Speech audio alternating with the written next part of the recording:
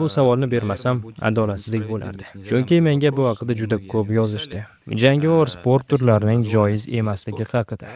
Hammamiz bilamizki, ko'pchilik diniy ulamolar jangovar sportlarni man etilgan deb hisoblaydi. Shuning uchun ikkita savol bermoqchiman. Birinchisi, siz qilayotgan ish bilan diniy qarashlaringiz qanday uyg'unlashadi? Ikkinchisi, farzandlaringiz ham sizning yo'lingizdan borishni xohlarmidingiz? Men ham ehtimol ko'proq bu sport bilan shug'ullanish kerak emas degan fikrga moyilman. Boshqa muqobil sport turlari bor. Odamlar ular bilan ham shug'ullanishlari mumkin. Bu faqat islomda taqiqlanganligi yoki taqiqlanmaganligi sababli emas. Bu sportning o'zi ham juda og'ir. Hozirgi avlod uchun shu yo'l orqali katta pul topish, oilani ta'minlay oladigan darajaga yetish juda qiyin. Shuning uchun men ota-onalarga bolalarini aynan shu sportga haddan tashqari yo'naltirmasliklarini tavsiya qilgan bo'lardim. Mening qilayotgan ishlarimning gunohi bor-yo'qligi masalasiga kelsak, men ko'plab hadislarda yaxshi amallar, yomon amallarni yopish haqida o'qiganman. Men bu mavzuda ko'plab diniy ulamolar va diniy arboblar bilan ham suhbatlashganman. Ular menga turli maslahatlar berishgan. Ochig'ini aytsam, ularning ayrimlari menga hozirgi bosqichda bu faoliyatingni tashlab ketishing kerak emas. Chunki shu orqali ham ko'proq foyda keltirishing mumkin deb aytishgan. Albatta, men ham bilamanki, hozirgi kunda yoshlar ko'proq sportchilar yoki mashhur insonlarga ergashishmoqda. Va g'oyalar yoki dinimizni targ'ib qilayotgan insonlarga.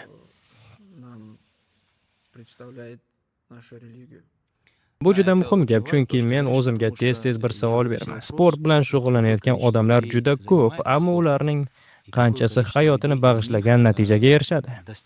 Biz ikkalamiz ham sport bilan shug'ullanganmiz, nimagadir erishganmiz, medallar olganmiz, lekin men tushunamanki, professional sportda 35 yoshdan keyin chempion bo'lish yoki yuqori darajadagi faoliyatni yuritish ehtimoli juda past. Muammo shundaki, agar inson butun umrini faqat sportga bag'ishlasa, 35 yoshdan keyin boshqa sohada o'zini topishi qiyin bo'ladi. Ringda avvalgidek natija ko'rsata olmaydi, boshqa kasbni ham egallamagan bo'ladi. Eng ko'pi murabbiylik qiladi, lekin afsuski, bugungi kunda murabbiylar kasbi ham yetarlicha qadrlanmayapti. Ko'plab xizmatlar ko'rsatadigan murabbiylar ham uncha katta bo'lmagan maosh evaziga ishlashadi va shogirdlardan kimdir chempion bo'lishini kutishadi. Shunday desam to'g'ri bo'ladimi? Nazarimda respublikamizda sportga bo'lgan sig'inishni yo'qotish emas, balki uni biroz bilimga, ta'limga, ilmga, biznesga va boshqa foydali sohalarga yo'naltirish kerak. Ha, bu masalada men siz bilan to'liq roziman. Men aytganimdek, katta pul va yuqori natijaga juda ozchilik yetib boradi.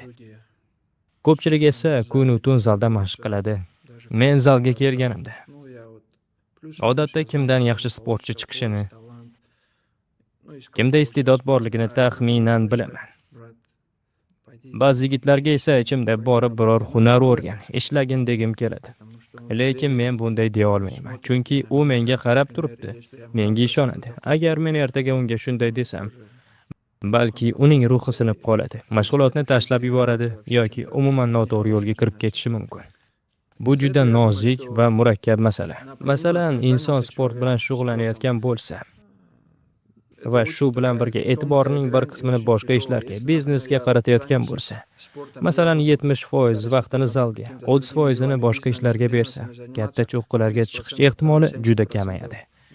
Bunga o'z ko'zim bilan ko'rgan misollarim bor.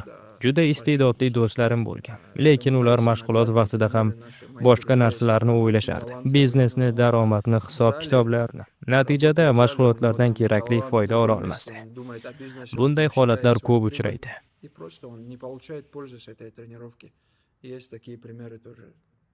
Agar bugungi kunda o'zim haqimda gapiradigan bo'lsam, Allohga shukr, menga yordam beradigan akam bor.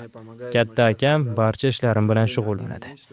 Mening ham ayrim bizneslarim bor, keyin men foyda, raqamlar yoki hisob-kitoblar bilan shug'ullanmayman. Umuman aralashmayman. Akam hammasini nazorat qiladi. Kerak bo'lsa, menga qisqacha ma'lumot beradi, xolos. Shuning uchun men mashg'ulotga kelganimda boshim ochiq bo'ladi. Murabbiydan kelayotgan barcha ma'lumotlarni to'liq qabul qilaman va butun e'tiborimni sportga qarataman. Qariganimda katta oilam bo'lishini va oilam bilan ko'proq vaqt o'tkazishni istardim. Men shuni istaymanki, bir kun kelib hamma narsa ortda qolgan edi. Mana bu janglar ham tugagan edi. Bilasanmi bu nima? Mening otam marshrutkada haydovchi bo'lgan. Onam ham shunga o'xshash kichik biznes bilan shug'ullangan. Bizning kichkina kafemiz bor edi. Shuning uchun men boy oiladan chiqqanman deb ayta olmayman. Lekin kambag'al oiladan ham emasman. Shunday oilada ulg'aydimki, pul yetardi, lekin ortiqcha mablag' bo'lmasdi. Va oldin Allohdan ma'lum bir miqdorda pul, biror yaxshi mashina so'rab duo qilardim. Ammo hozir menda o'sha paytda so'raganimdan ham ancha ko'proq narsa bor. Hatto tasavvur qilganimdan ham ko'p. Shuning uchun qariligimda boy bo'lishni orzu qilmayman. Chunki men so'ragan hamma narsaga erishdim, hatto undan ham ortig'iga. Endi menda katta oila bo'lishni istayman. Hammamiz bir joyda birga yashashimizni istayman. Shaharda emas, shahardan tashqarida, fermada yoki qishloqda. Bilmadim, lekin aynan shunday oddiy hayotni istayman. Uydagi og'riqli mavzu.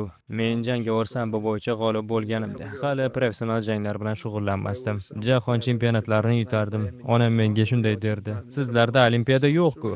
Jahon chempioni bo'lding. Bo'ldi qil endi. Shuncha yil o'tib ketdi" derdi. Shundan beri men onam bilan shu mavzuda doim gaplashib kelaman.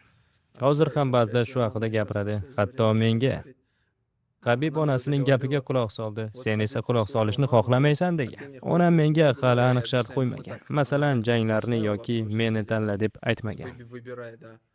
Shunday gaplashib yuramiz. So'nggi paytlarda onam menga men Habib bilan uchrashib gaplashishimiz kerak dedi. Habib bilan? Habibga nima deysiz dedim. Yo'q, gaplashishimiz kerak dedi. Hali bu uchrashuvni tashkil qilganim yo'q, lekin nima gap bo'lishini bilaman. Agar onam bunga qat'iy turib olsa, albatta yakunlayman.